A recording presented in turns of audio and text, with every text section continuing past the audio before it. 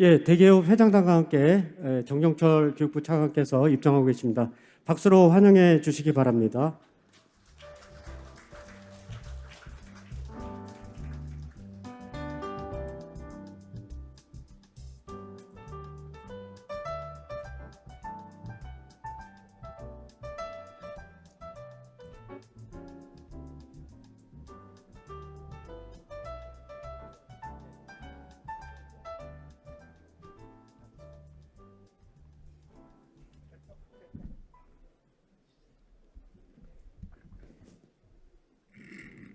예, 지금부터 교육부와의 정책 토론이 있겠습니다. 토론의 좌장은 김인철 회장님께서 맡아주시겠습니다. 네, 오늘 참 빡빡한 일정 속에 마지막 세션 교육부 차관님과의 토론회를 시작하겠습니다. 오늘 정종철 교육부 차관님과 그리고 최은옥 실장님 어디 계십니까? 최은옥 실장님, 그다음에 신익현 국장님은 어디 계시죠? 저쪽에 신익현 국장님, 설세훈 국장님은 안 오셨죠? 네. 그리고 참 신문규 대변인님 오셨습니다. 네, 계시고요. 안녕하세요. 또 우리 송근현 과장님도 오셨습니다. 네, 교육부의 부총리님을 모시지 못하게 된 것은요, 제가 잠깐 말씀을 드려야 됩니다. 왜냐하면 부총리님이 워낙 안타까워하시기 때문에 오늘 2시경에 국가교육위원회의 그 법령이 국회 본회의에 상정될지 안 될지가 아침까지 정해지질 않았대요. 그러다가 점심 식사 전후쯤 해서 2시 반경에 그러면 본회의에 상정한다 이렇게 된 겁니다. 그런데 교육부의 3법에 의하면 2시 반에 상정을 하면 2시 반에 상정되는 경우가 거의 없답니다. 뭐 5분 발언하고 뭐 또 거기에 대한 질의응답하고 이러다 보면 결국 3시나 3시 반쯤 돼야 되는데 비행기를 그때 타고 또 김해공항에 내려서 오시면 도저히 시간적으로 이 우리 토론회에 참석할 수가 없다. 그래서 어떻게 보면 오랫동안 교육부에 근무하신 분들, 교육부의 이슈와 그 업무에 대해서 더 많은 지식을 가지고 계신 차관님이 오시는 것도 방법이다 해서 차관님과 최은옥 실장님과 신익현 국장님과 신문규 대변인님과 그리고 송근영 과장님까지 많은 분들이 참석을 하셨습니다. 그래서 좋은 대화가 있기를 바라면서요. 제일 먼저 정종철 차관님의 모든 말씀을 듣겠습니다.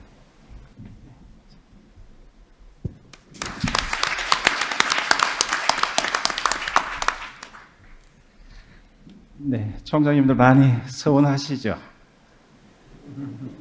부총리께서 당연히 이 자리에 총장님들하고 같이 하시려고 마음을 먹고 계셨고, 제가 그 KTX타로 떠나는 순간까지도 정하지를 못하시고 갈등을 많이 하셨어요. 실은 그 사이에 총리께서도 오늘 이 자리는 부총리가 당연히 총장님들과 같이 하셔야 된다 이런 말씀을 제가 참석했던 다른 회의에서 말씀 주셔서 그 상의를 하는 과정에 많은 갈등이 있으셨습니다. 그렇지만 물리적으로 도저히 어렵고 뭐 저간의 사정은 양해를 부탁 드린다는 말씀, 그리고 총장님들 지적, 고견 성심성의껏 잘 청취하고 또 메모하고 정리해서 제가 충실히 보고 드리도록 이렇게 당부 말씀 주셨다는 제가 공유하면서 간단하게 몇 가지 총장님들하고 같이 공유도 하고 제가 좀 부탁드릴 말씀 드리도록 하겠습니다.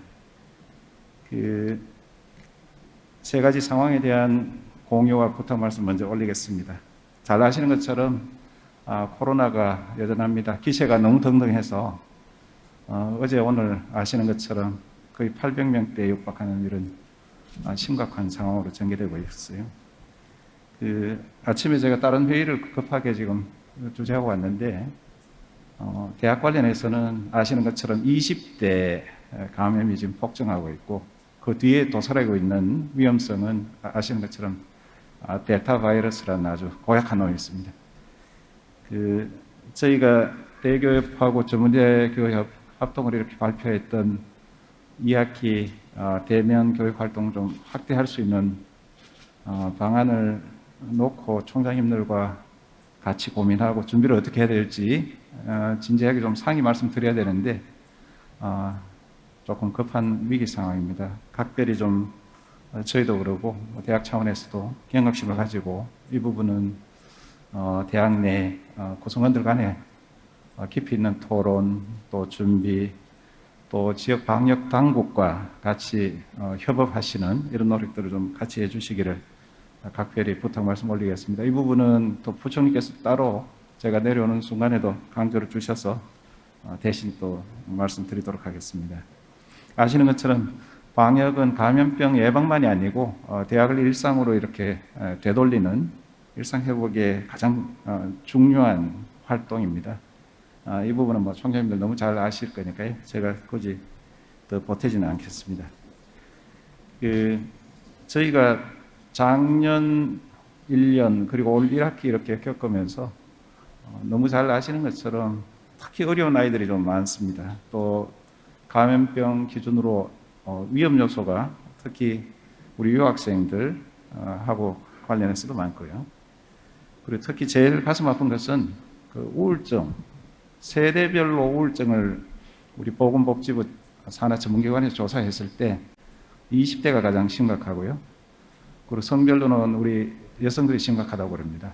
저희가 올해 대통령 업무 보고에 우리 대학생들 마음건강 관련해서 체계적인 좀 지원 체계를 만들겠다 이렇게 보고를 드렸고 대학하고도 열심히 노력은 합니다만 제가 좀 전에 말씀드린 대로 워낙 심각하고 이 여파가 앞으로 얼마나 미칠지 저희도 아주 고민스럽고 총장님들도 같은 심정이실 줄 압니다. 이 부분도 좀 특별히 좀 관심을 가지고 챙겨봐 주시기를 부탁드리겠습니다. 그리고 원격 교육이 이제 우리 학생들 기준으로 마냥 원격 교육 질에 대한 불만에서 등록금 반환 논란으로까지 작년에는 깊이 있게 이어졌습니다만 올해는 조금 덜한 것 같아요. 그 이야기는 학교 그다음에 교수님들 착실하게 준비를 잘 해주신 것 같고요. 또 우리 아이들도 어느새 이 디지털 전환의 흐름에 익숙해지고 있는 것 아닌가 싶습니다. 만족도가 생각보다는 높아지고 있습니다. 이 부분을 그냥 저희가 흘려듣지는 않고 저희도 권역별 원격교육 지원센터라든지 필요한 전문 인력들 지원하는 사업, 또 특히 우리 교사대 같은 경우는 예비교사, 현직 교사에 대한 소위 미래 교수 역량을 갖추도록 하는 이런 예산상의 지원 조치도 했습니다. 모쪼록 이 흐름을 대학에서도 잘 활용하시고, 물론 대학 간에는 편차가 조금 있는 걸로 압니다만 필요한 대로 아까 말씀드렸던 권역별 원격교육 지원센터 사업을 통해서 필요한 지원을 받으실 수 있도록 그렇게 했으면 좋겠습니다. 미래의 교육 전환의 하나의 디딤돌로 총장님들이 잘 활용하시면 좋을 것 같습니다. 최근에 저희가 정부 내에서 여러 가지 부처 간의 신경전을 좀 벌이고 있는 게 있습니다. 결론적으로는 총장님들과 저희가 여하의 파트너십을 형성해서 잘 대처해 나가야 될 것 같습니다. 아마 삼중고라고 하면 앞에서 말씀드렸던 코로나 위기, 거기에 오늘도 많은 걱정을 하고 계실 이 학령 인구 감소에 따른 그 충원 위기, 그리고 이미 현실화되고 있는 4차 산업혁명 시대 도래에 따른 미래교육으로의 우리 고등교육은 특히 국가와 사회의 미래를 책임지는 가장 중요한 거점 역할을 하셔야 되기 때문에 이 삼중파고 속에서 어떻게 대학의 위상을 정립하고 많이들 이야기합니다만 위기를 기회로 저는 거기서 더 나아가서 도약의 계기로 삼아야 될까? 이 부분에 대한 걱정과 고민 많으실 줄 압니다. 저희하고 좀 같이 하시도록 하고요. 다만 저희 입장에서는 대학이 개별대학 위기를 떠나서 지역의 위기, 국가 전체 위기로 이렇게 확산될 수도 있다. 이런 심각성에 주목하고 있습니다. 모쪼록 물론 지역마다 대학이 처한 위치에 따라서 또 지향하는 목표에 따라서 각기 다른 생각을 많이 가지고 계시고 또 의견을 저희한테도 많이 주십니다. 집단지성을 좀 발휘해서 오늘 내일 이 행사가 우리 고등교육 전체의 생태계를 온전하게 미래형으로 좀 전환시킬 수 있는 그런 자리가 되었으면 하는 기대와 바람, 그리고 저희도 좀 적극적으로 역할을 하겠다는 말씀 드리겠습니다. 최근에 저희가 시작했던 사업 중에 지역 혁신 플랫폼 사업이라든지 디지털 혁신 공유대학 사업 같은 것이 있습니다. 과거 개별 단위 대학 안에서의 학과 간, 전공 간 벽을 허무는 정도를 뛰어넘어서 대학 간의 공유와 개방, 또 협력국의 생태계를 지금 만들어가고 있는 아주 의미 있는 출발이라고 저는 생각하고요.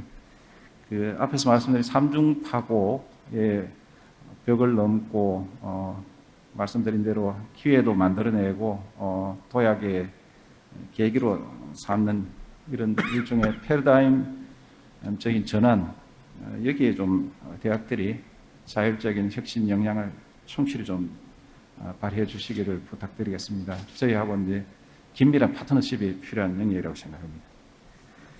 마지막으로 지난번에 저희가 체계적 관리 및 혁신 지원 전략에 대해서 말씀드렸고 구체적인 실행 방안은 10월에 발표하도록 이렇게 예정이 되어 있습니다.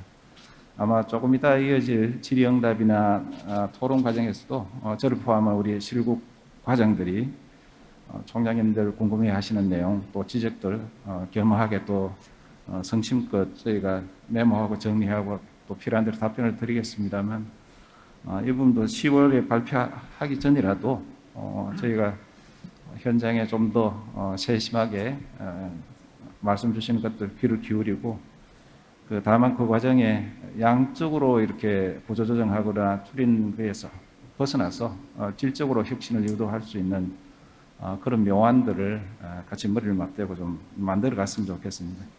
아마 위기를 넘는 그런 노력들은 제가 여러 차례 말씀드린 것처럼 저희 정부 중에 특히 교육부와 대학 간의 파트너십이 제일 근간이 될 텐데요. 그 정책 문제가 있으면 그게 대응하는 여러 가지 해법들, 대안들 같이 고민 좀 하시고요.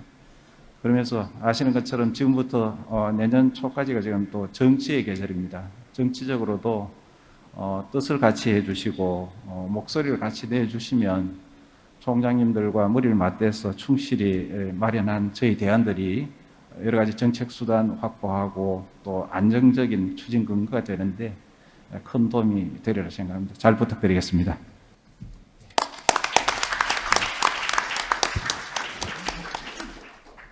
네, 우리 정창환님 말씀 잘 들었습니다. 감사합니다. 저희가 우리 총회를 통해서 여러 총장님들의 중지를 모아서 결의한 공동 결의문을 부총리님께 전달하기 위해서 우리 차관님께 드리는 시간을 마련했습니다. 내용은 저희들은 다 알고 있고 아마 교육부에서도 대충 말씀을 알고 있을 거로 생각하고 전달을 드리겠습니다. 네, 감사합니다. 예. 저기 사진 찍기 위해서. 그렇습니다.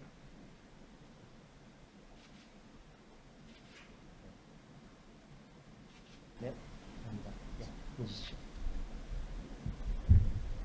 감사합니다. 이렇게 하겠습니다. 원래 제가 이 결의문에 대해서 질문을 몇 개를 드리고 차관님이 답변을 하고 그 다음에 또 단상에 계신 회장단 총장님들께 질의 시간을 드리고 그 다음에 플로어에 계신 분들께 드리려고 그랬는데 시간을 단축하기 위해서 왜냐하면 중복될 가능성이 크기 때문에 다 질문을 받고 혹시 부족한 게 있으면 제가 마지막에 질문을 드리는 것이 오히려 토론의 효율성을 기하는 데 좋지 않나 이렇게 생각했어요. 그렇게 진행을 하도록 하겠습니다. 저 회의를 진행하기 전에 오늘 좋은 소식이 있어서 제가 그 소식을 전하겠습니다. 여러분 저 대교협 회장을 하신 부국 총장님 아시죠? 오늘 많이 늦으셨습니다. 그 늦은 이유가요. 오늘 저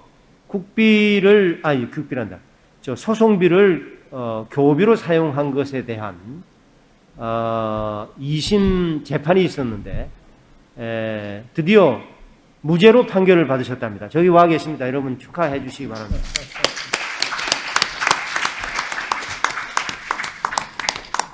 우리 대학 총장님들께서 저도 조금 그런 힘든 시간이 있었습니다만은 교비 사용에 있어서 재단의 전입금을 활용해서 소송비를 쓰지 않고 교비를 바로 사용할 경우에 고소 고발의 대상이 된다는 것은 다 알고 계실 겁니다. 그런데 오늘 부국 총장님께서 무죄 판결을 이끌어내심으로써 아마 여기 계신 분들 또 오늘 참석하지 않은 분 중에서 그런 어려움을 겪고 계신 분들께 선례가 되고 판례가 되는 그런 귀한 결정이 이루어졌다 이렇게 말씀드릴 수 있습니다. 자, 그러면 질의응답에 들어가겠습니다. 우리 전국 국공립대 총장협의회 김수갑 총장님께서 질문해 주시기 예, 지금 대기업회의가 오랜만에 열리게 됐습니다.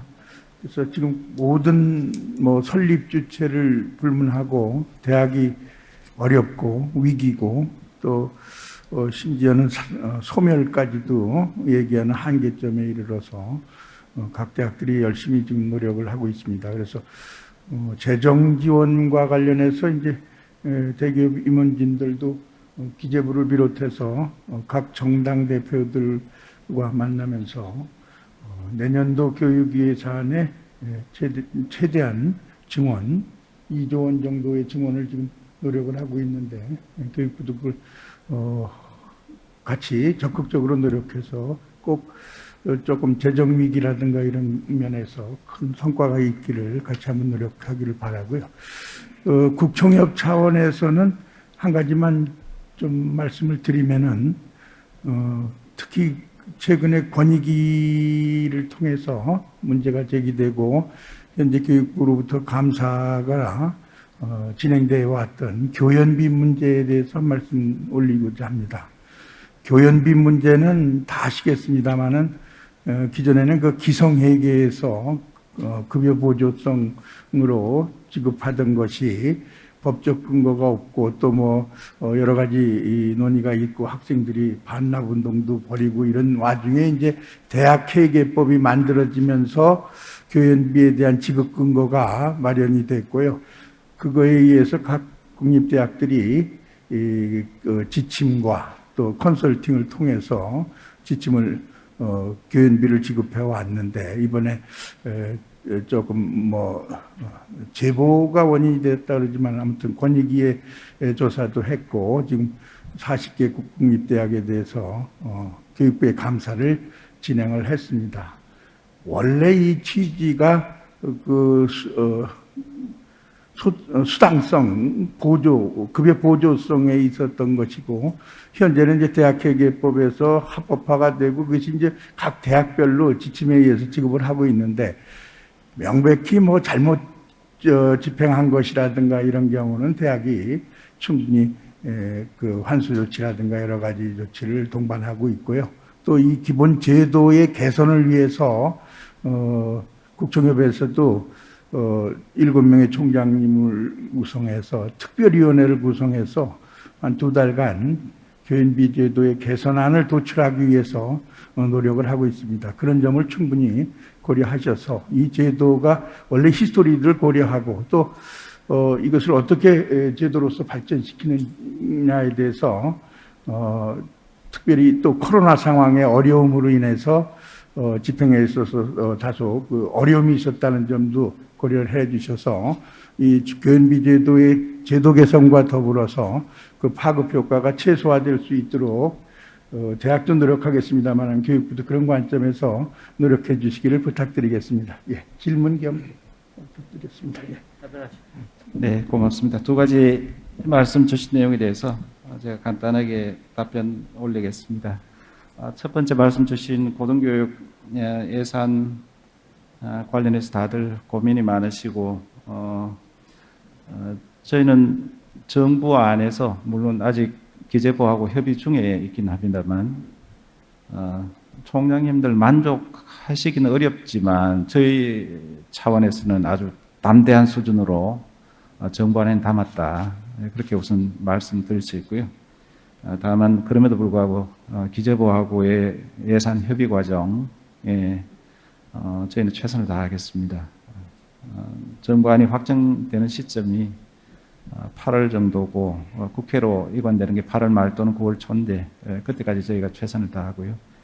다만 앞에서 제가 말씀드린 것처럼 여러 가지 상황으로 인해서 고등교육 전체 예산 물론 뭐 각 사안마다도 그런 당위성 또 필요성 시급성 저희가 충분히 예산 제출할 때 담아서 보내긴 했습니다만 대학 현장에서도 총장님들 앞에서 제가 뜻을 좀 같이 해 주시고 뜻을 같이 해 주신다면 목소리를 좀 내 주십사고 부탁 말씀 올렸는데 그런 부분 같이 좀 노력해 주십사 또 동참해 주십사 부탁 말씀 다시 드리겠습니다. 두 번째 말씀 주신 국립대학에 해당되는 이 교연비 문제는 저희도 안타깝습니다. 물론 분위기가 그렇게 시작을 했을 때 나름대로 이유가 있다고 봅니다만 또 저희가 감사 과정에 혹시라도 총장님들이나 대학 구성원들 조금 불편하시거나 불쾌하실 수 있다 그런 생각하고요. 그 점에 있어서는 제가 조금 송구스럽다는 말씀 드리겠습니다. 두 가지 해법 말씀 주신 큰 틀의 제도 개선 내지는 제도 발전을 위한 그런 지혜를 모아 주시겠다고 하시기 때문에 저희도 감사 결과 토대로 총장님들 특별위원회 구성하시고 또 논의해 주신 결과 받아서 충실히 같이 담아낼 수 있도록 하고요. 다만 이제 법정 수당 문제는 저희 교육부 의지만 가지면 되는 건 아니어서 그 부분은 관계부처하고 지금 협의가 필요한 상황입니다.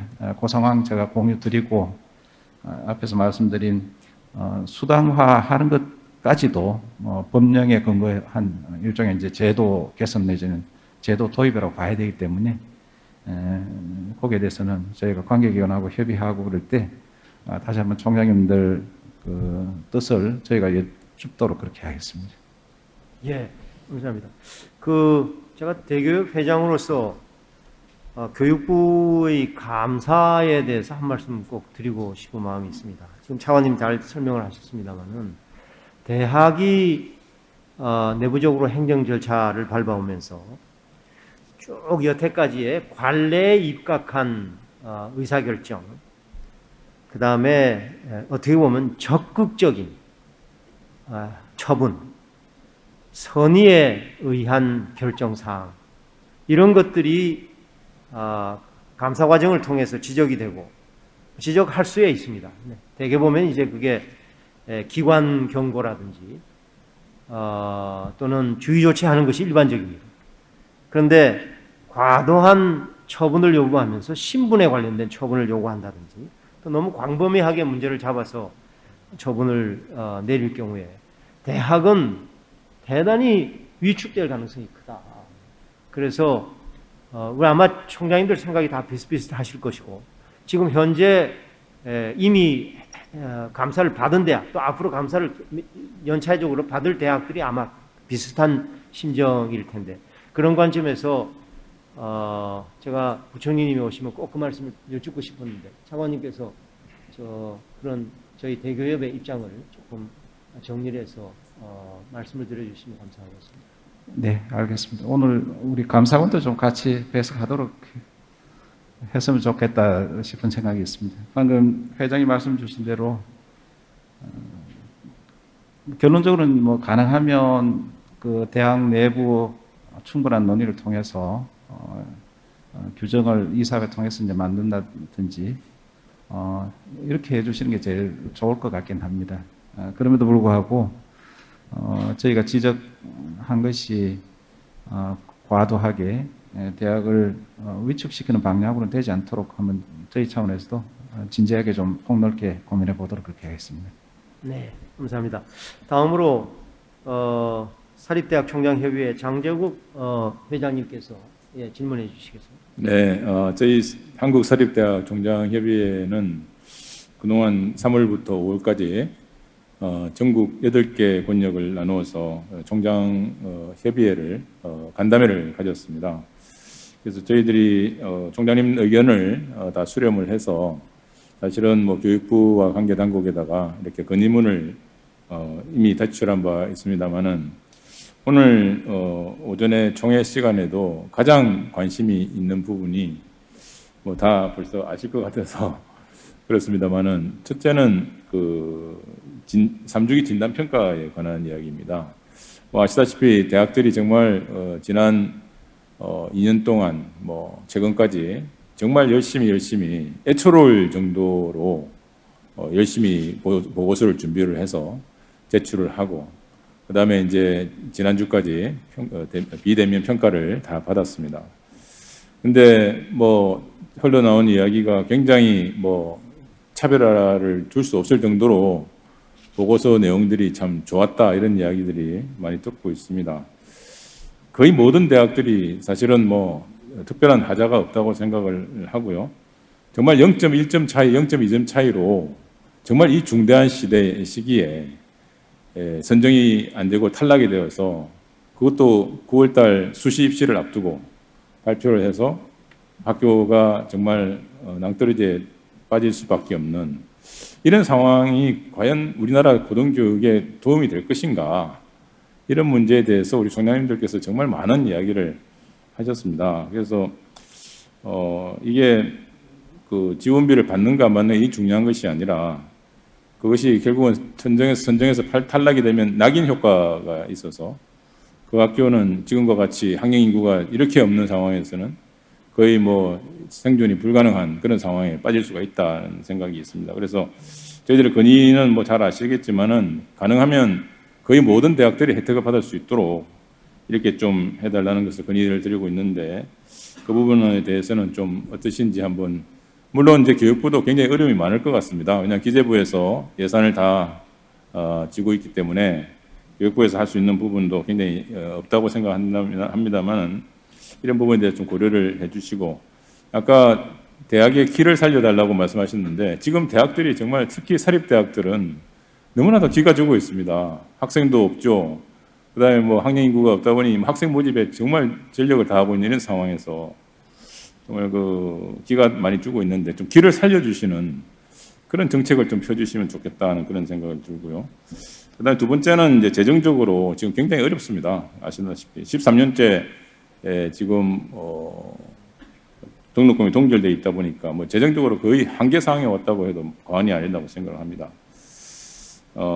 그래서 지난 6월달에 그 교육부에서 대대적으로 이제 규제 완화를 해서 특히 대학 설립 4대 요건을 좀 완화해 주겠다 이런 말씀도 하셔서 대학의 유휴시설을 활용을 해서 또 수익 사업을 해서 등록금 어차피 못 올리니까 그 부분에서 또 수익을 내서 또 재투자를 하는 이런 것을 해야 되는데 아직도 그런 부분도 막혀 있기 때문에 이러지도 못하고 저러지도 못하고 사면이 다 막혀 있는 것 같은 느낌을 많이 받고 있거든요. 그래서 이 규제 완화 이 부분에 있어서는 어떻게 진척이 되고 계신지 이런 부분에 대해서 좀 말씀을 해주시면 감사하겠습니다. 고맙습니다. 네, 제가 기본적인 답변을 먼저 드리고 필요한 대로 좀 우리 최 국장님 보충 답변 드릴 수 있도록 그렇게 해보겠습니다. 그 3중기 진단 평가 관련해서 다들 관심이 많으신 정도를 넘어서 아마 예민해 계실 줄 압니다. 이 순간에도 혹시 이제 불편하실 수 있겠다. 충분히 저는 그렇게 생각이 되고요. 지난 우리가 2018년 진단하고 나서 그 재정 지원 비율 이제 70%로 이렇게 설정을 했었는데 이 부분이 이제 금년도 진단에도 그대로 적용될 건지 거기에 이제 관심을 많이 가지실 줄 압니다. 이사실 제가 비율이 어떻게 이제 확정할 거다 또 확정될 거다 이렇게 말씀드리긴 어렵고 왜 그러냐면 좀 전에 그 장재국 총장이 말씀 주신 것처럼 혁신 지원 사업비 아까 제가 저희 기준에서는 담대하게 교육부 안에 담아서 정부 내 예산 심의 과정 맞닥뜨리고 있다 이렇게 말씀드렸었는데 저희가 충분히 좀 기재부를 설득하고 그렇게 해서 저희가 의도하는 만큼의 관련 예산이 확보가 된다면 아마도 그 비율에 대한 조금 유연한 입장을 저희가 가질 수 있지 않나 싶습니다. 물론 그 결론적으로 이 지원 비율 거꾸로 이야기하면 이제 탈락률에 대한 관심 이전에 또 총장님들 공통적으로 지적 주시는 문제점 중에 지금 이제 평가 인정과 혁신 지원 사업 평가 간의 중복성 문제 이 부분도 저희 내부적으로는 아주 치열하게 지금 고민하고 있다 이렇게 제가 상황을 공유해 드리겠습니다. 그리고 재정 상황 관련해서 그 규제 완화 부분은 그 조금 이따가 실장님이나 국장님께서 좀 세부적인 내용 말씀 주시고요. 또 말씀은 주시진 않았지만 지방세라든지 세금 부담에 대한 특히 우리 사립대학 총장님들 걱정이 많으실 겁니다. 이 부분은 금년 말까지 지금 저희가 행안부하고 가능하면 우리 대학의 입장이 좀 관철될 수 있도록 교육부가 최선을 다하도록 그렇게 하겠습니다. 혹시 그 교재 완화 부분에 대한 조금 세부적인 이야기를 우리 시장님 좀 해주시겠어요? 네. 네, 저희 지난번에 5월 20일 그 발표한 대학의 체계적 관리 방안에도 저희가 규제를 과감히 없애는 것을 적극적으로 하겠다라고 이렇게 발표를 드린 바가 있고요. 대표적으로는 이제 4대 요건이 될 텐데 사실 4대 요건이 이제 대학의 기본적인 여건에 관한 지표이기 때문에 이것을 일시에 규제를 완화하는 것은 굉장히 혼란을 가져올 수 있고 어렵습니다. 그래서 저희가 작년 말에 지방대 육성법에 고등교육 규제 특화 지역을 지정하는 것을 내용으로 담아서 개정이 됐고요. 올해 상반기에 시행령을 만들었고 6월 1일부터 시행이 됐습니다. 그래서 구체적으로 그 지역을 지정하고 어떻게 운영할 것인지에 대한 내용을 지금 저희가 이제 운영 요령 같은 것을 만들고 있는데 그래서 이제 바로 저희가 좀 이제 발표를 하고 할 수 있을 것으로 생각이 되고요. 우선 지역혁신 플랫폼을 하는 RIS 하는 지역부터 좀 적용을 해서 적극적으로 그 지역들의 규제 완화 요구를 지금 받고 있고 거기에 적용을 해서 큰 무리가 없는 경우에 전체적으로 확대하는 것으로 그렇게 추진을 하려고 합니다.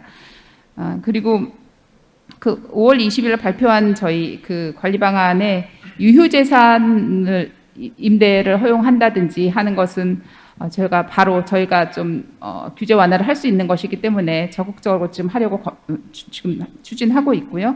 그 다음에 또 다른 부처 관련된 예를 들면 기부금 세액공제 같은 것들은 기재부의 그 조세특례 제한법을 바꿔야 되는 거기 때문에 지금 총장님들께서도 기재부에 말씀을 해주시고 계시고 저도 내일 그 조세 담당 실장을 면담해서 건의를 하고 그렇게 할 예정입니다. 그리고 지방세 일몰은 아까 처관님 말씀하신 대로 제가 그것은 반드시 올해 말에 끝나지 않도록 그렇게 추진을 하도록 하겠습니다. 네, 저 3주기 진단평가에 대해서 제가 조금 보충적으로 말씀을 드리면 이게 상대평가입니다. 권역별 상대평가 아닙니까? 근데 사실 지금은 교육부도 같은 생각을 하거든요. 지금 경쟁할 때가 아니라 공유하고 협업할 때다. 커뮤니티를 잘 우리가 보존하기 위해서 그렇게 협업할 때다. 그럼에도 불구하고 만약에 상대평가를 통해서 비율을 우리는 95%까지 국비를 지원받는 대상에 포함되기를 바랍니다만 그게 조금 과도하게 배제가 될 경우에 그 과도하게 배제가 되면요 그 대학의 이미지상의 타격이 되는 것보다 더 심각한 문제가 있습니다. 그게 뭐냐면요. 그 대학에 재학하고 있는 학생들에게 치명적인 불이익이 생깁니다. 그리고 논리적으로 안 맞지 않습니까? 지금 다 협업해가지고 이 위기를 탈출하자고 얘기를 하면서 권역별로 상대평가를 통해가지고 마치 학생들에게 학점 주는 것 비슷하게 F를 줘버리면 그 대학들은 어떻게 앞으로 그 지역사회에 감당해야 할 소명을 이어나갈 수 있겠습니까? 그런 관점에서 차관님 거듭 당부드립니다. 네, 저희가 철학적으로 좀 고민이 필요한 지점 같습니다. 네. 다음으로 우리 국가중심 국공립대학의 최병욱 회장님께서 질의하시겠습니다. 네, 저도 그 국립대학에 있는 입장에서 교육연구 학생지도비 부분 아까 우리 김수갑 회장님이 다 말씀을 해주시긴 했습니다만은 추가적으로 한 가지만 더 말씀을 드린다면은 제가 알기로 한 1, 2주일 정도 더 감사가 지속되는 것으로 알고 있습니다. 감사를 진행을 할 수밖에 없는 상황에서 아마 해야 되는 것도 있겠습니다만은 이 제도가 가지는 어떤 모순적인 문제들도 있기 때문에 이 감사가 어떤 개인들을 징계하는 그런 방식보다는 제도 개선으로 이어질 수 있는 기회가 되었으면 좋겠다는 추가적인 말씀을 하나 드리고요. 우리 국가중심 국립대학들의 상당수는 중소도시에 있는 대학들이 꽤 있습니다. 다 그런 거는 아닙니다만은, 그리고 일부 대학들은 그러다 보니까는 올 입시에서 국립대학임에도 불구하고 이 입학 정원을 못 채우는 일이 벌어진 일도 잘 아실 거라고 생각합니다.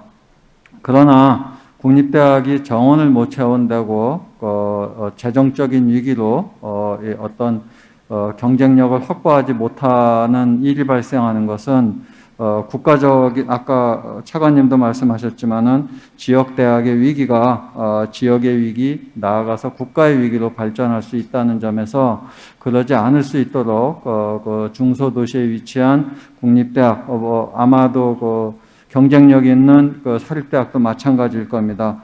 보호해 줄 수 있도록 노력을 해 주시기를 또한 부탁드리고요.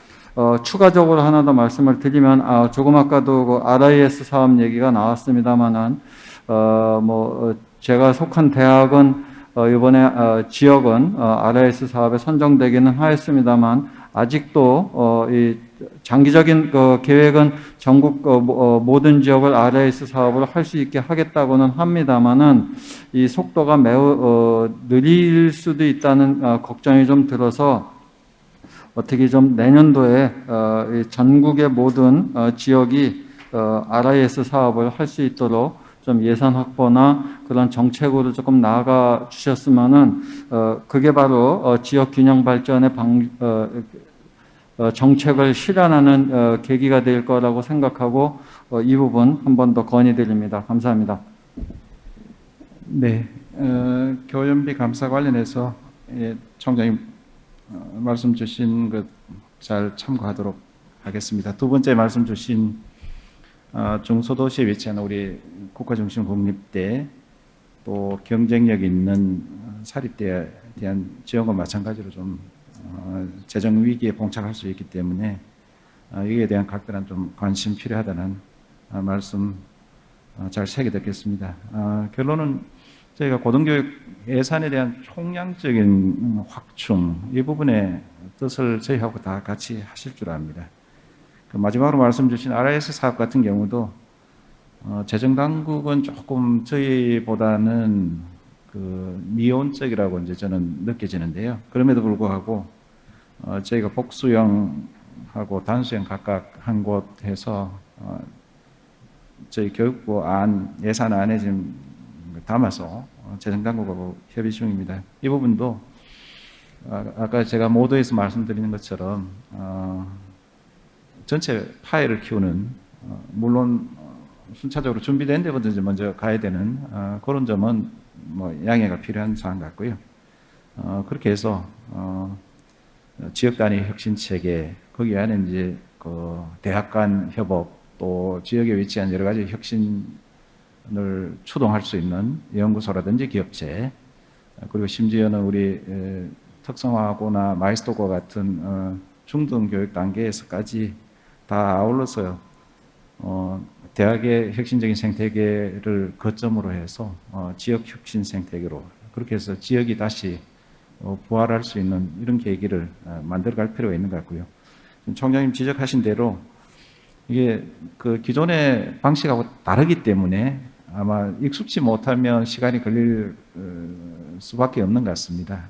여기에 대해서는 저희도 그렇지만 대학 단위 또 대학이 위치한 지역 단위에서도 앞에서 제가 말씀드린 집단지성을 좀 발휘해 주셔서 궁극적인 목표를 멀리 이렇게 비전과 같이 정해 놓으면 가는 과정에 조금 그 우여곡절이나 조금 실수가 있어도 아마 그 지향점을 향해서 꾸준히 이렇게 나아갈 수 있지 않나 싶습니다. 그렇게 했을 때 저희가 예산 투입한 효과에 대해서 인정도 받고 또 향후 유산 사업에 대한 저희 지지 논거도 만들 수 있는 그런 일종의 방식이 되지 않을까 싶습니다. 이 부분도 제가 거꾸로 총장님들께 잘 부탁드리는 말씀드리겠습니다. 네, 감사합니다. 저희 그 회장단에서 준비한 질문은 여기까지고요. 제가 나중에 이제 보충해서 한두 가지 더 마무리하면서 질문을 드리겠습니다. 이제 오늘 참석하신 총장님들께서 자유롭게 질의하시고 또 의견을 나누시는 시간을 가지도록 하겠습니다. 손을 들어주시면 저희가 마이크를 가지고 가겠습니다. 예, 우리 저기 대구대학교 총장님.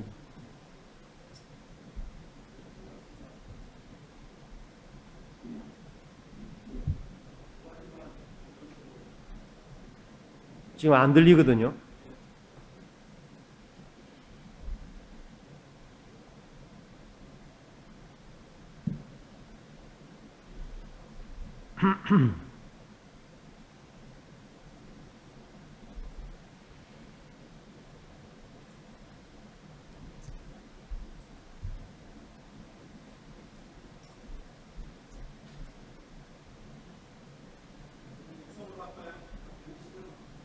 나오셔서 마이크 없나?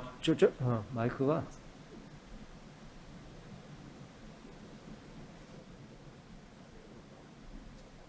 바꿔놓나?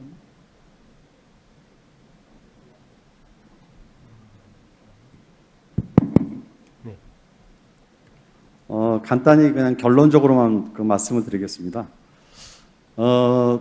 교육부에서 2025년, 2030년, 2040년을 내다보는 고등교육의 발전, 그리고 연구 경쟁력을 키울 수 있는 그런 비전, 목표를 제시해 주면 좋겠다. 그렇게 어려운 일이 아니니까요. 뭐 내년 대선 공약의 여러 가지 고등교육 발전을 위한 그런 것들에 많은 총장님도 참여를 하시겠지만, 그래도 교육부에서 가깝게는 2025년, 멀리는 2040년을 내다보는 우리나라 고등교육에 그리고 연구 경쟁력을 키울 수 있는 목표를 좀 제시해 주시면 대학을 경영하는 데 좀 더 도움이 되지 않을까, 그런 말씀을 드리고요. 또 하나는 정부 지원 제한대학, 이런 경우는 저는 발상을 전환해서 우리 대기업 회장하시는 외대 이상의 학교에 제한이 돼야 된다. 교육 격차 해소를 위해서는 열악한 환경에 있는 그런 지방 사립대학에는 정부 지원이 더 강화가 돼야 되고요. 어떤 지표 이상을 채우고 있는 우수한 명문 대학의 경우에는 정부 지원이 제한돼야 된다. 이런 발상의 전환이 필요하다는 사실을 말씀을 드립니다. 네, 제가 아까 그 개회사를 할 때요, 이제 정부 혁신 지원 사업비가 총액이 정해지면 크게 차등이 나지 않는 방식으로 혁신 지원 사업비를, 물론 이제 그 학교의 사이즈에 따라서는 좀 그 비율적으로 정해져야 되겠습니다만, 그런 말씀을 드렸고, 또 다른 한편으로 특히 어려운 지역, 특히 이 군부 지역이라든지 중소도시도 아니고 아주 그 이제 농촌 지역에 소재하고 있는 중소대학의 가중을 두어서 지원하는 것을 반대하지 않겠다. 그런 말씀을 드린 바 있습니다. 네, 차관님. 네, 첫 번째 말씀 주신 우리 고등교육 중장기 발전 전략에 대한 그 본격적인 준비 필요성에 대한 지적은 저는 100% 공감합니다. 다만 작년, 금년 이렇게 코로나 때문에 당장의 시급한 위기 극복에 저희가 주력하다 보니 앞에서 제가 간단하게 말씀드렸던 소위 미래 고등교육 체제로 전환하는 준비는 상대적으로 좀 소홀하지 않았나 저희가 반성을 해보고요. 저희가 대교육하고 대학에 있어서도 교육 회복의 협의체를 저희가 구성하자고 이렇게 말씀을 나눴었는데요. 저희 욕심 같아서는 지금 총장님 지적 주신 중장기 발전 전략까지 아우르는 앞에서 제가 강조했던 소위 도약의 계획이 미래 고등교육 체제로의 대전환을 위한 밑그림도 그 위원회에서 좀 그릴 수 있으면 좋겠다 그런 생각을 해봅니다. 이 부분은 제가 꼼꼼히 메모해서 우리 분에 필요한 실무 과장님들하고도 한번 상의하고 부총에게도 보고 드리도록 하고요. 두 번째 말씀 주신 발상의 전환이 필요하다는 지적은 여러 가지 제가 생각을 하게 합니다. 당장 이 자리에서 답변 드리기는 어렵다는 말씀을 드리되 여러 가지 이제 다양한 의견들이 있으시기 때문에 좀 전에 회장님 말씀 주신 그 지점까지 아울러서 저희가 10월 달에는 어쨌든 세부 계획을 확정해서 총장님들께 공유하도록 되어 있기 때문에 그 이전까지는 저희가 충실히 좀 추가적인 의견 수렴할 수 있도록 그렇게 하겠습니다. 예. 아까 부총리께서 못 오신다고 저한테 전화를 하셔서 말씀하신 것이 두 가지였습니다. 하나는 이럴 때는 어쩔 줄 모르겠다. 그러니까 여기 오시고 싶은데 국회에 출석하지 않으면 안 되는 상황, 주무장관이니까요. 그 말씀을 하나 하시고, 두 번째는 뭐냐면 제가 이제 그러면 뭐 이런 걸 좀 해주십시오 하고 요청을 드렸더니 그런 걸 전부 대교육과 교육부 교육회복위원회라는 가칭 교육회복위원회를 만들어서 거기서 상의하자 그런 말씀을 들었습니다. 자, 또 다른 질문이 있으면 예, 네. 아까 제가 손을 들어서 마이크를 갖고 있기 때문에 질문을 드리도록 하겠습니다. 저는 순천향대학교의 김승우 총장입니다. 아까 그 연단에 계신 분들은 이제 RIS 문제, 그 다음에 규제 완화 문제 두 가지 질문을 이미 해주셨기 때문에 저는 미시적인 문제를 좀 질문을 드리고 싶고요. 어쩌면 미시적인 문제가 차관님이나 실장님의 권한 안에 있기 때문에 실용적인 질문일 것 같아서 질문을 드리는데요. 얼마 전에 이제 고등교육 특구 법안이 시행령 법안이 통과가 됐고요. 대학들은 상당히 획기적이고 유의미한 정책이다 이렇게 받아들이고 있습니다. 그래서 아마 6월 말에 그 운영안이 나오는 걸로 알고 있는데 아마 늦어지는 것 같습니다. 그래서 이제 질문을 두 가지 드리겠는데요. 첫 번째, 이제 범위. 요즘은 이제 글로벌도 그렇습니다만 국내에서도 특구에 대한 범위를 제한하는 경우가 굉장히 많습니다. 이 고등교육 특구에 있어서 범위를 혹시 제한하실 건지 아니면은 제한하시면은 부지 사이즈로 제한할 건지 아니면은 참여하는 대학으로 참여할 건지 이런 것들을 좀 질문을 드리고 싶고요. 이제 RIS가 아까도 말씀 있었습니다만은 없는 지역이 있습니다. 근데 이 법안의 내용을 제가 정확하게 다 기억은 못 하는데 RIS와의 연관성에 관련된 문구가 있었던 것으로 저는 생각을 하고 있거든요. 그러면 초기 시행 시에 RIS와의 연관성을 어느 정도 운영안에는 없더라도 선정 때 그 RIS와의 연관성을 어느 정도 배점을 하실 건지 그런 부분은 두 가지를 대답을 듣고 싶습니다. 제가 기본적인 답변은 제가 간략하게 드리고 이 부분은 우리 담당 국장이 지금 나와 계시죠? 예. 이 두 가지를 통합해서 제가 말씀드리면 앞에서 고등교육실장 답변에서도 있었지만 기본적으로 RIS 같은 지역의 핵심 플랫폼 사업 범위 안에 그렇다고 한다면 아까 총장님께서 말씀 주신 제한하는 범위와 관련해서는 참여하는 대학에 대해서는 폭을 제한하는 건 맞지는 않죠. 법정신에 봐서도. 그리고 RIS를 이게 이제 저희가 여러 가지 그간에 지켜오던 제도적 틀을 일시에 완화하는 것에 따른 충격이라든지 혼란을 가능하면 좀 줄여가면서 연착륙할 수 있도록 하려면 당장은 RIS 지역부터 먼저 좀 적용하겠다 이런 방침을 저희가 가지고 있어서 두 번째 말씀 주신 RIS하고 연관성은 아주 높다. 제가 이렇게 우선 답변 드리겠습니다. 우리 신 국장님 조금 총장님 구체적으로 기대하시는 답을 조금 더 주시죠. 네, 고등교육정책관 신익효입니다. 총장님 뵙게 돼서 반갑고요. 굉장히 실무적인 질문을 주셨는데요. 우선 이제 수도권 대학에 계신 또 총장님도 계시고 하기 때문에 이 고등교육 규제 특구라고 표현하셨지만 이제 특화 지역으로 되어 있는 법이 통과가 됐고 시행령도 이제 시장님 말씀하셨지만 6월 1일부터 돼서 저희는 이제 바로 7월 중에는 현장에 안내를 해 드릴 겁니다. 자, 근데 이제 이 제도를 저희가 시행하는 이유는 사실은 이제는 저희가 학령 인구가 감소하고 이렇게 전체적으로 저출산 분위기 있긴 하지만 그러나 이제는 지역 대학이 지역에서 차지하고 있는 위치가 굉장히 중요한 부분들을 다시 한번 인식시킬 수 있는 계기가 저는 될 것이다 하는 확신을 갖고 있습니다.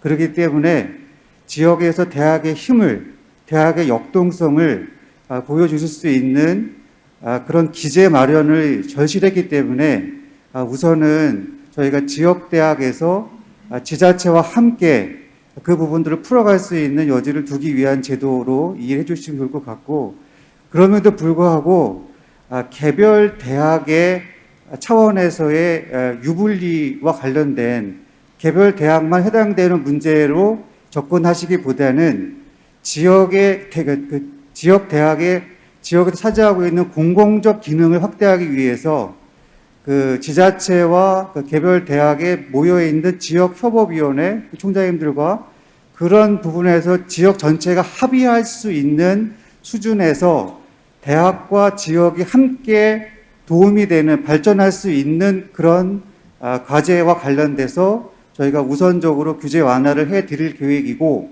그렇기 때문에 당연히 RIS 지역을 중심으로 하는, 즉 규제 특구의 지역의 범위는 특정 이렇게 예를 들어서 충청권이면은 특정 지역에 특정 대학에 국한되는 것이 아니고 대전, 충남, 세종 전 지역이 규제 특구의 지역이고, 대상되는 대학은 RIS에 참여하는 대학이 대상 대학이 되는 겁니다. 다만 그 부분들이 한 개 대학의 규제 완화라기보다 대학들 간에 합의하고 지자체와 합의해서 정말로 스스로 교육부의 컨트롤이 아니고 지역에서 지속적으로 성과 관리를 해 나가시면서도 부작용을 최소화할 수 있는 그런 부분에 대한 관리 체계 부분들을 저희한테 제안을 해주시면 장관님들이 모여있는 그 회의에서 그 규제 부분들을 완화해 드릴 계획이라는 말씀을 드리고요.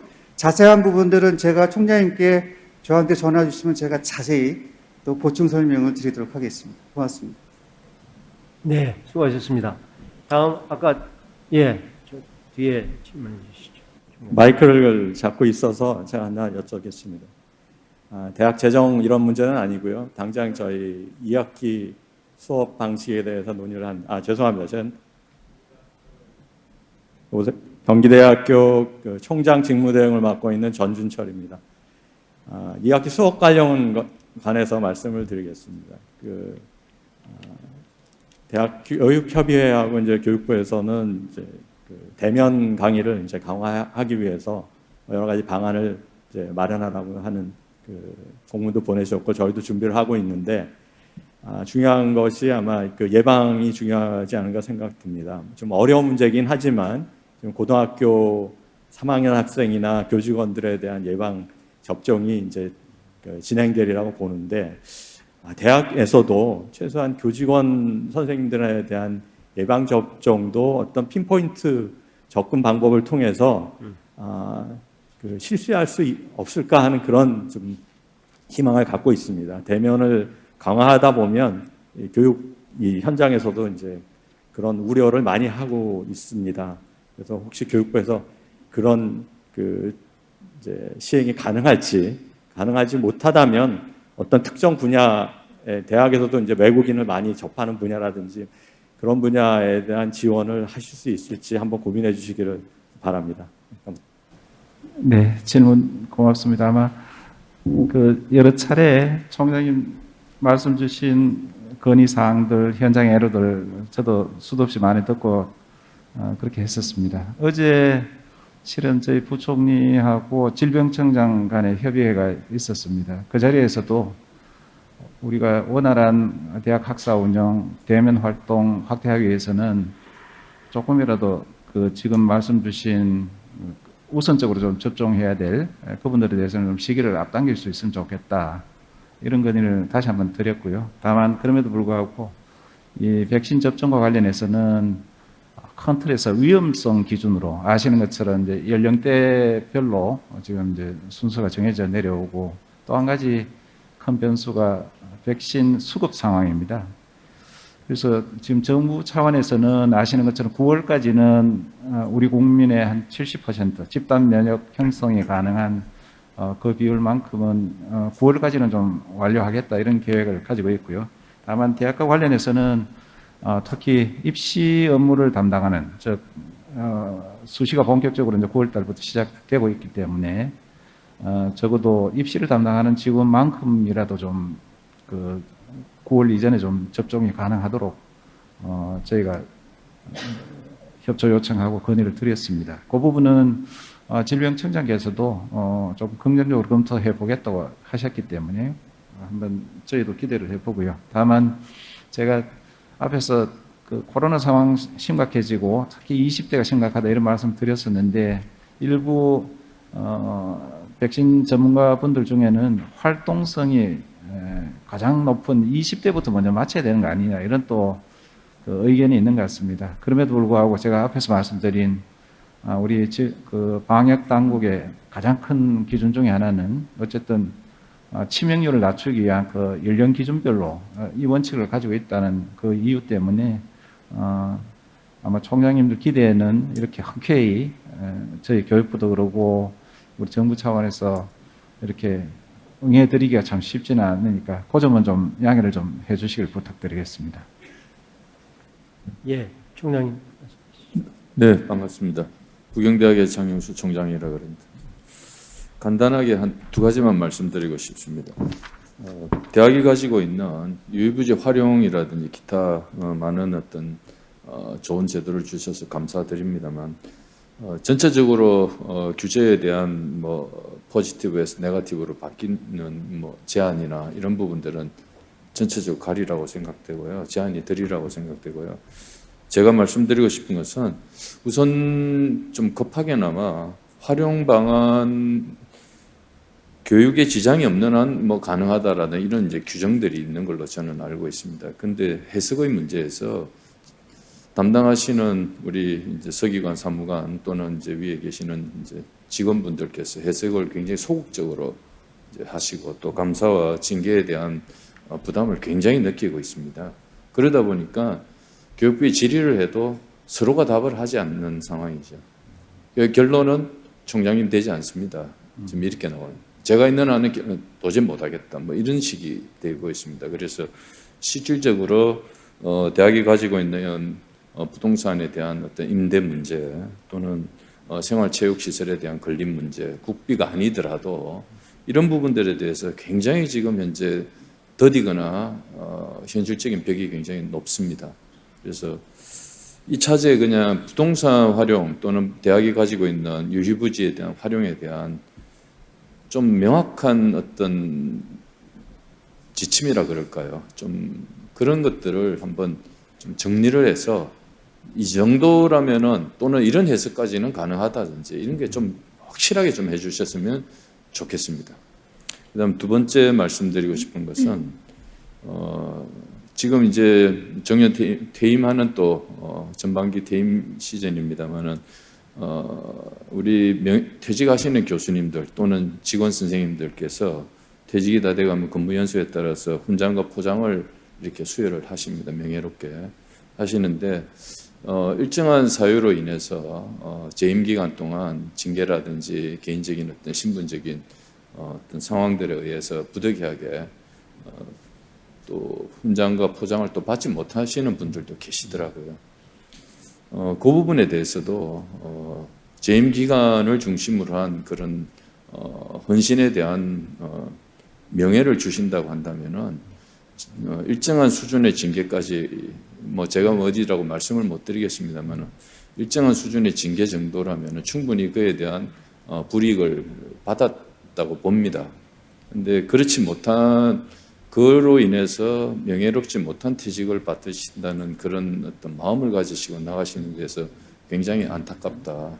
그래서 교육자로서 퇴직을 하실 때는 그에 대한 적절한 예우가 필요하지 않는가. 그리고 평가도 살아온 전체에 대한 교육에 대한 봉사기관 전체에 대한 평가이시지 그 문제에 대한 평가는 아니라고 생각합니다. 그래서 인사혁신처하고 뭐 상의를 하시든 어찌됐든 우리 교육부는 교육자의 어떤 명예로운 퇴직에 대해서 좀 더 적극적인 해석이 필요한 것 같다.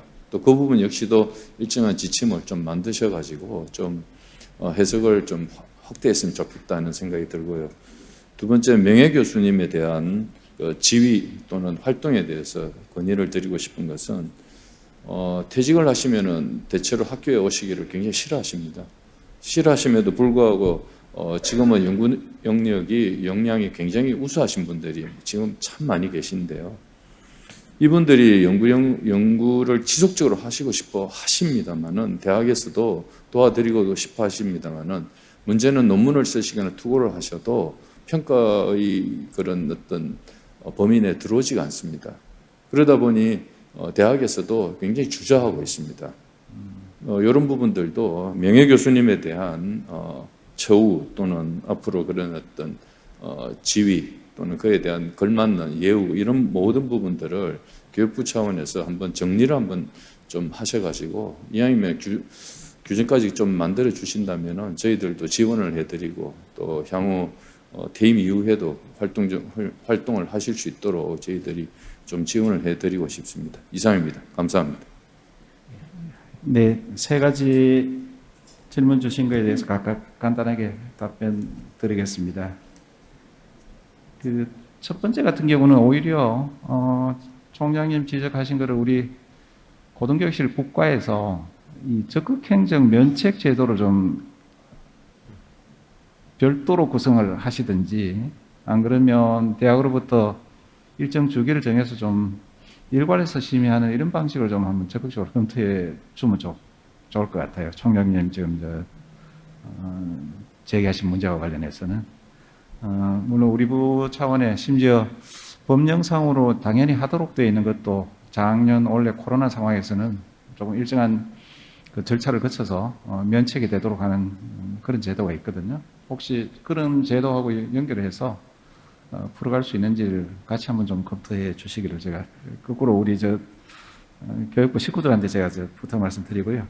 두 번째 말씀 주신 퇴직교원 홍포장 관련해서는 실은 징계 말소 기관이 도과하면 이건 규정에 있는 겁니다. 충분히 그분에 대한 공적을 토대로 예우가 가능하다. 그래서 내부적으로 우리 대학 같으면 이제 총무 파트에서 그 규정 한번 살펴보시고 물론 아주 뭐 중징계 중에 배제징계에 해당된다고 하면 그 제가 알기로는 우리 중등교원의 경우도 그렇거든요. 한 9년 가까이 되니까 사실상 퇴직 무렵에 훈장 받기가 어렵습니다. 뭐 예를 들어서 교장, 교감 선생님 같은 경우는. 근데 이제 만약에 경한 징계를 받으신 분들 같은 경우는 한 2, 3년 정도 그 말소 기간으로 설정되어 있기 때문에 아마 받으시는데 법령상으로는 걸림돌이 없다. 제가 그 말씀 드리고요. 이 명예교수 부분은 모르겠습니다. 대학마다 지금 사정이 다 다르긴 할 텐데 우리도 이제 정년이 없는 사회로 가야 된다. 선진 외국처럼 아주 연구력이 80 넘어서도 이렇게 발휘하시는 아주 석학분들이 많이 계시기 때문에 그런 분들 성과가 소속하고 계신 대학의 성과로 잡혀야 되는 거라는 이렇게 문제 주신 것 같습니다. 저희한테도 이제 고민거리고 다만 세대 간의 협의나 타협 문제가 좀 있는 것 같아서 저희가 제도화할 수 있는 건지는 내부적으로 한번 좀 검토해보고 총장님 다음에 한번 연락 올리도록 그렇게 해야겠습니다. 예, 잠깐만, 지금 우리 시장님께서 오셔서 질문을 두 분만, 지금 손 드신 분 두 분만 질문을 받겠습니다. 지금 청장님, 차관님 말씀하신 적극행정 면책 제도는 주로 공무원 사회에 적용되는 겁니다. 그러니까 그건 참 좋은 제도인 것 같아요. 교육부의 관계자들도 적극행정 면책에 의해서 처리한 결과가 감사의 대상이 된다 하더라도 그것이 면책의 대상이 되는 범위를 넓혀가는 것이 중요하고요. 우리 대학 교수나 총장님들이 감사의 대상이 돼가지고 정말 억울하다, 있을 수 있는 일인데 이게 처분의 대상이 된다 할 경우에는 대체로 교육부에서 옴부스만 위원회 같은 것을 활용하면 됩니다. 그게 이제 소청심사위원회 가기 전에 하는 거죠. 교육부 자체 내에서 이거는 대학 사회에서 있을 수 있는 일이기 때문에 처분의 대상이 되기 어렵다 하는 결정을 자체적으로 내려주시면 되겠다는 생각이 들어서 말씀드렸습니다. 자, 마지막 두 분만 질문을 듣고 제가 마지막 질문하고 하면 조금 늦어도 됩니까? 부산시장님 조금 기다리라고 그러시죠, 뭐. 자, 우리 박맹수 총장님. 네, 원광대 박맹수입니다. 저는 금년 2월 말 3월 초에 본의 아니게 매스컴을 통해서 유명 인사가 됐습니다. 그 이유는 충원율 79.96%라고 하는 이 전대미문의 미충원 사태로 인해서 언론에 하여튼 주목을 받았습니다. 저는 오늘 간단하게 이 미충원 사태를 겪고 또 코로나 시대를 겪은 지방 사립대 총장의 이야기를 좀 간략하게 보고를 드리겠습니다. 2년 한 7개월째 직을 수행하고 있으면서 격차라고 하는 것을 실감을 했습니다. 온몸으로. 우리나라 고등교육 정책은 국립대 중심이다라는 걸 저는 실감을 했습니다. 두 번째는 수도권 대학 중심이다라는 걸 실감을 했고, 세 번째는 대형 대학 중심의 정책이다. 그리고 뭐 하나 더 붙인다면 역사가 오랜 대학들이 이제 주도하는 어떤 그런 느낌을 강하게 받았습니다.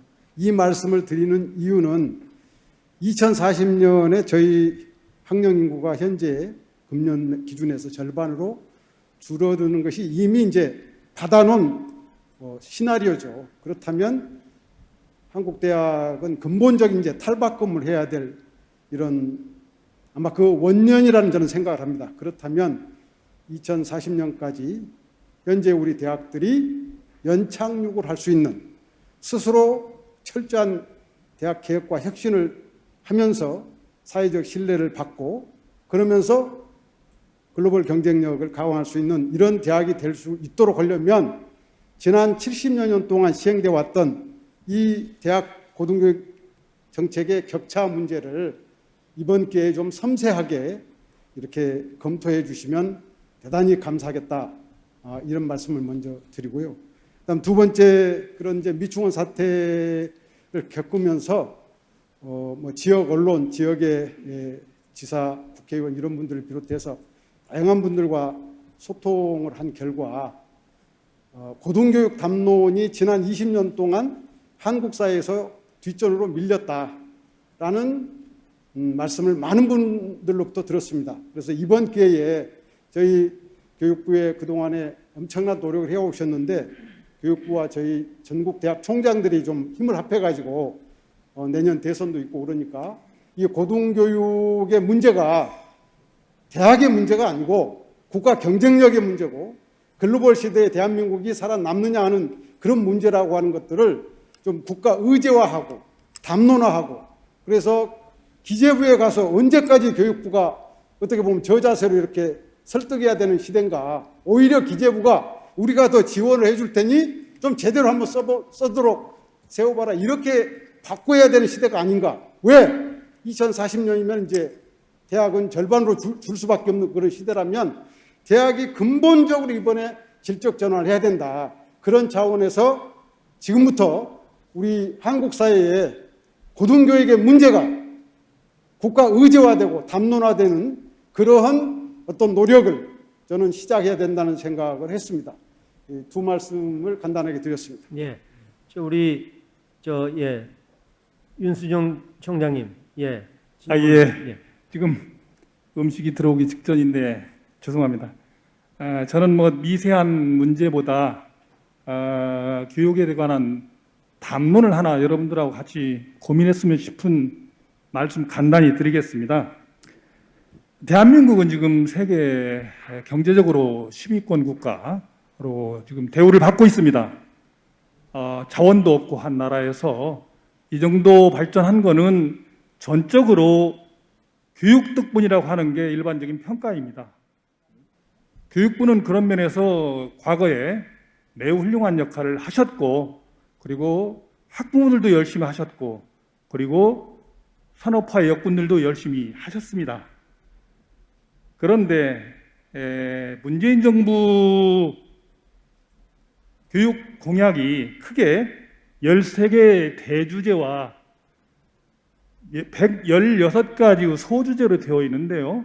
한 달 전에 열린 사교육 없는 그 모임과 그리고 일부 미디어들이 주최한 온라인 그 정책 평가 토론회에서 문재인 정부의 교육 정책 공약 이행률을 점검했더랬습니다.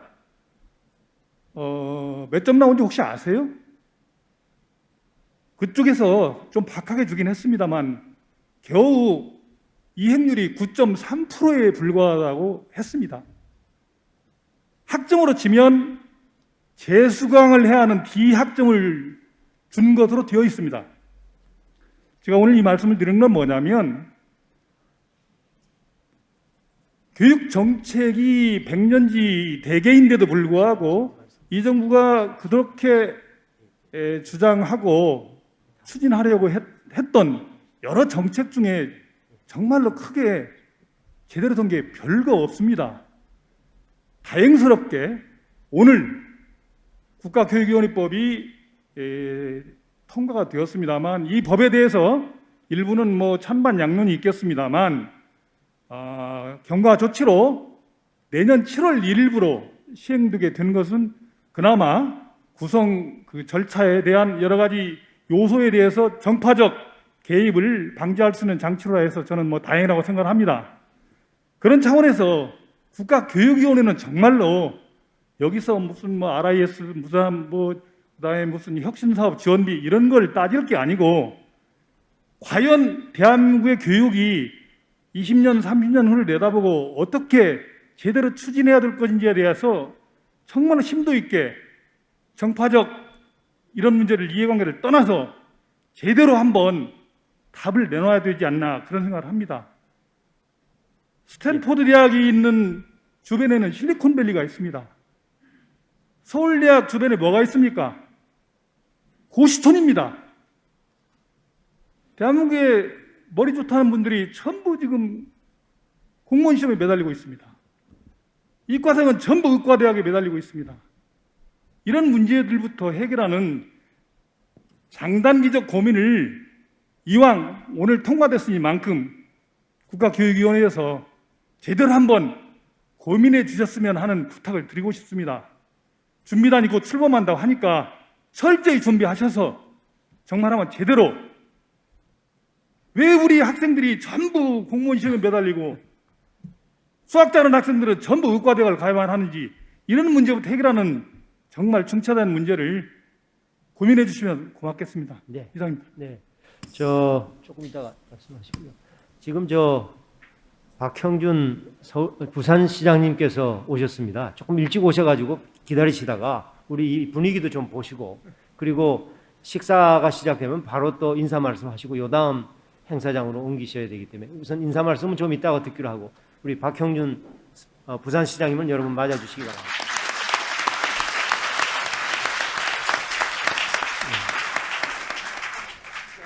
시장님 전국에 있는 지금 인사 말씀 하시는 게 아니잖아요. 좀 이따가. 네.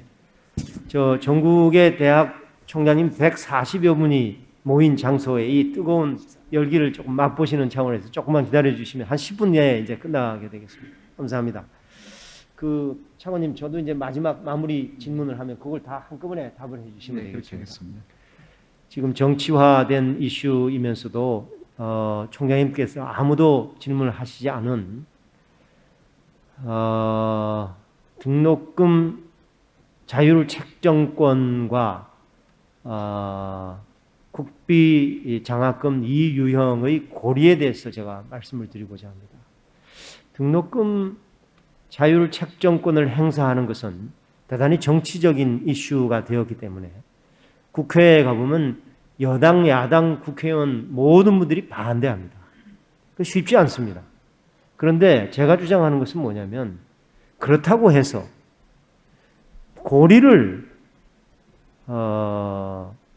학생들을 글쎄 이거 지금 뭐라고 표현해? 학생들에게 불이익을 줄 수 있는 조건을 달아서 문제를 보는 것은 그렇게 교육적이지 않은 것 같다 하는 것이 이제 제 첫 번째 생각이고요. 그리고 또 달리 표현을 드리면 그렇게 품격이 있는 것 같지 않다. 그러니 우리 대학의 총장님들께서 글쎄 그 자율 책정권을 뭐 그렇게 당장 쓰시겠습니까? 그러니 그 장학재단하고 교육부에서 합의가 좀 돼서 연결고리를 제거함으로써 교육부의 정책의 품격도 더하고 또 마치 학생들의 장학금이 네, 이런 표현을 쓰기 싫습니다만은 제가 단어를 생각하고 있습니다. 근데 그런 단어는 쓰지 않겠습니다. 이게 학생들에게 좋지 않은 겁니다. 비교육적일 가능성이 있다 하는 말씀을 드리면서 차관님 답변을 전부 합해서 종합적으로 듣겠습니다. 네. 네, 앞에 두 분 총장님 말씀 주신 취지는 먼저 우리 김상호 대구대 총장님 지적 주신 것하고 같은 맥락으로 제가 이해가 되고요. 그 대학 간 격차 문제라든지 또 그간 저희는 뭐 오해라고 감히 말씀드리겠습니다만 정책은 아시는 것처럼 일반적으로 적용되는 그런 속성 때문에 아마 개별 대학의 특성이나 위치, 지향점을 다 살피지 못하는 그런 점은 있다는 말씀 다시 드리고요. 그럼에도 불구하고 이번 정부에 저희가 겸허하게 좀 반성을 해보면 지적 주신 대로 유초중 등에 비해서 고등교육 관련한 공약이 빈약하다 이런 지적 분명히 있는 걸로 알고 있습니다.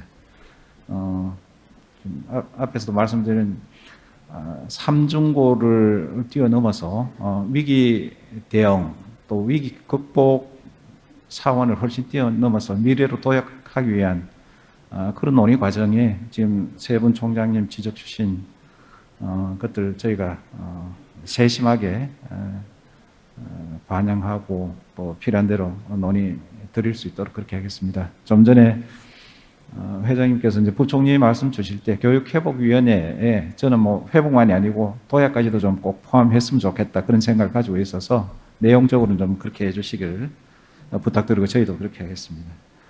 그리고 등록금 관련해서는 아까 다른 분 그 지적 주신 내용에도 이제 결부되는 내용인데요.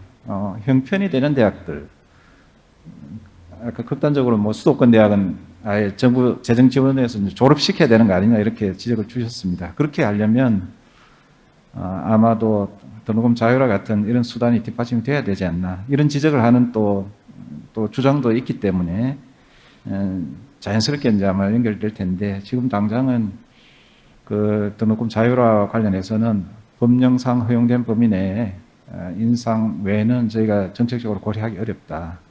이 부분은 그 제가 학자는 아닙니다만 우리 킹던이라는 그 학자의 그 정책 참모형에서 왜 이렇게 결정된지는 아마 정치학 또는 행정학 하신 분들은 잘 아실 것 같습니다.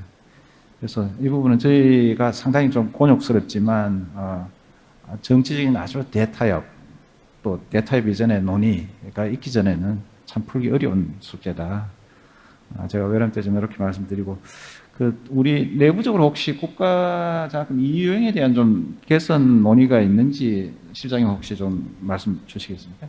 네, 지금 회장님께서 말씀하신 거는 이제 법률 범위 내의 인상도 국가장학금 이유형하고 연계해서 지금 이제 못 하시는 말씀을 하시는 걸로 알고 있고요. 지금 국가장학금이 예산이 굉장히 고등교육에서 차지하는 예산이 크고 그래서 저희가 좀 개편할 필요가 있다고 생각하고 있습니다. 그래서 검토해 나가도록 하겠습니다. 네. 자, 여러분 질의할 것도 많고 또 토의가 부족한 부분이 있다고 생각하시겠지만 그래도 오늘 1시간을 훨씬 넘기면서 많은 토론이 되고 또 진지한 답변을 들었습니다. 이것으로 교육부의 차관님과 관계자 여러분을 모시고 진행한 대교육 토론회를 마치겠습니다. 여러분 수고하셨습니다.